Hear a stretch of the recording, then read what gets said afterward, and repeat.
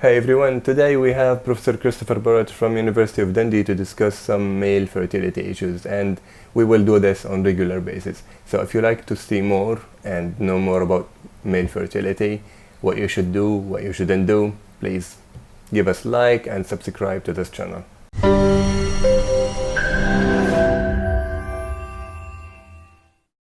Hi, Professor Barratt. It's nice to see you again. I have a question for you. I've read an article in 2017 saying that sperm motility or concentration, or like in general, male fertility is declining in the last 2 decades. Is that true? That's a very common question, and I think the straight answer is we're not completely certain. But to give you an indication of it, I think there's several lines of evidence that male fertility is declining. The first one is related to sperm counts. The idea that sperm counts are declining comes from the 1960s and the 1970s, but a large meta-analysis was published in 1990, and again a further meta-analysis on 40,000 plus samples in 2017. So that showed quite a consistent decline in sperm counts, not just since the 60s and 70s, but also quite recently as well. So I think the evidence from that would indicate that there probably is a decline in sperm counts. The caveat to that would be that a number of the countries of the world, and in fact regions of the world, had very little data to contribute to that. So for example, from South America, from Africa, from Southeast Asia. So that's the caveat to that. The advantage of the study, apart from large numbers, was that it was done using high quality methods, which previously that had not been the case. So I think people are a bit more believable of the data now. That's the sperm count part of the analysis. If you then look at other parts of the analysis, you'll see that there's been an increased risk of testicular cancer, there's been an increased risk of hypospadias, etc. So all those are fitting in the same pot to suggest there is a decline in male reproductive health.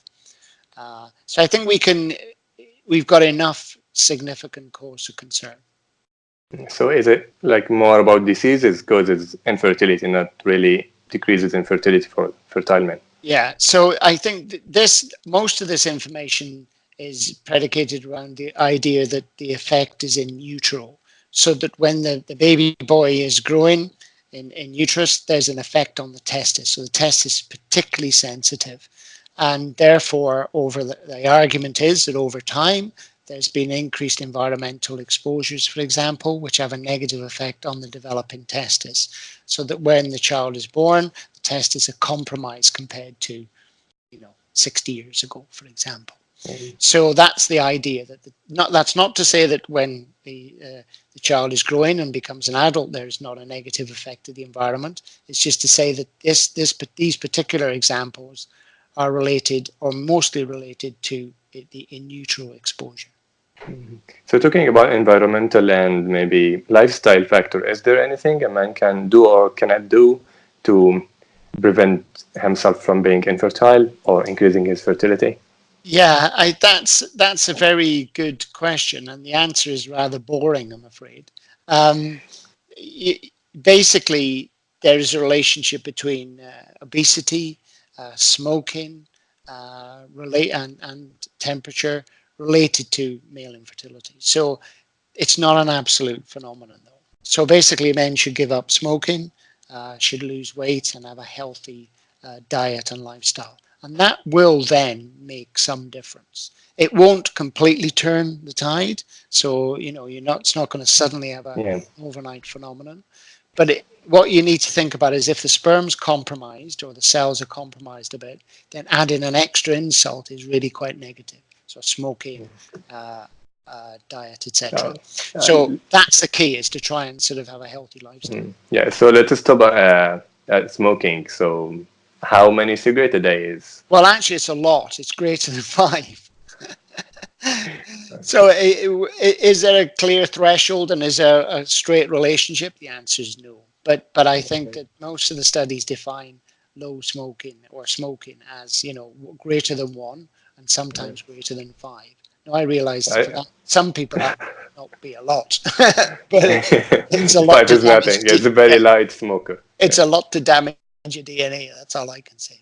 because it's highly toxic and reactive oxygen species, and it get really into the DNA and damage it quite badly. So stop smoking. Yeah, stop smoking And first thing. the other thing I thought was interesting is that I went to America recently, and there was a data presented on men with using anabolic steroids. And up to 5% of men who are subfertile going to the infertility clinic were taking the equivalent of anabolic steroids to improve their muscle mass. And of course, that's a contraceptive. So they need to stop doing that, period, straight away. And that will have an immediate effect. I think there's like, they do this because maybe their trainer asking them to have like steroids to have more muscle, look stronger. Stop. Yeah, they should stop. You can still look strong without taking all the steroids, you know. It's it's just, you just have to train a bit differently, that's all. Yeah. This is like another thing, I don't know if it's a fact or myth. If you have like a hot bath for a long time will affect your fertility. So so the relationship there is related to temperature, because the testis and the epididymis are slightly lower temperature to the body. And the argument is that not just for production of sperm, but sperm in the epididymis need to be a slightly lower temperature to mature properly. That's the idea. And therefore, if a testis is close to the body continually, then that may actually have a higher temperature, and that may have a negative effect on fertility. There is some evidence for that. Lorry drivers and people who are sitting down for greater than 5 hours a day have a longer time to conception in some studies. But it's, again, based on it's not an all or none phenomenon.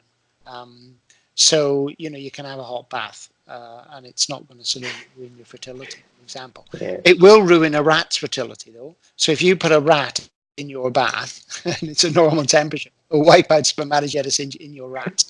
So don't put a rat in your bath at the same temperature. Thanks God we are not rats. Exactly.